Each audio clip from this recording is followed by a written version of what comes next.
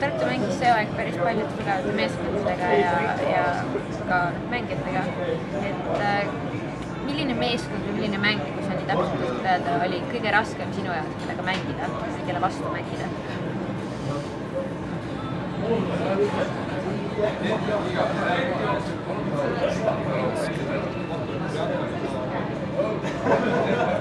Eks need mingid leedukad olid, kes käisid siin, ega siin enam konkreetselt sats ei oskagi esile tuua, aga eks nende leedukatega oli siin pusimist küll ja küll, aga muidugi kõige raskemad mängud olid ikkagi need viimased Grammoga mängud, et alati on siis raske mängida, kui ise ei ole just kõige kõrgema vormi peal ja teised on väga head, et siis on nagu alati raske, ükskõik mis vastasega.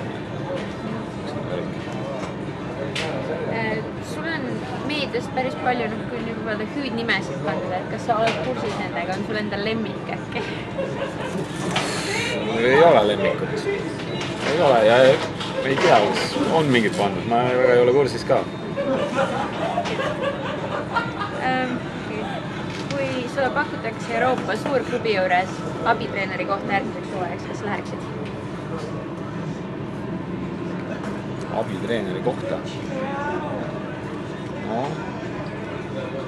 ma arvan, ma ei ole valmis selleks. Korvpalli oled päris mitu hooaega mänginud juba, et mis võib-olla antud hooaega kõige nagu eredamalt esile jätab teistega võrreldes?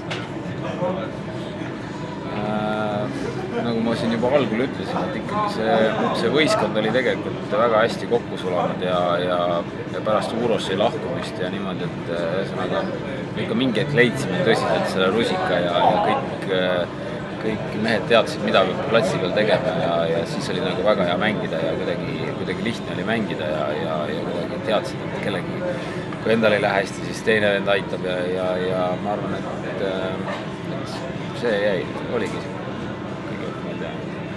Nimeta üks asi, mis sa tahad meil järgmine hooaeg rohkem teha?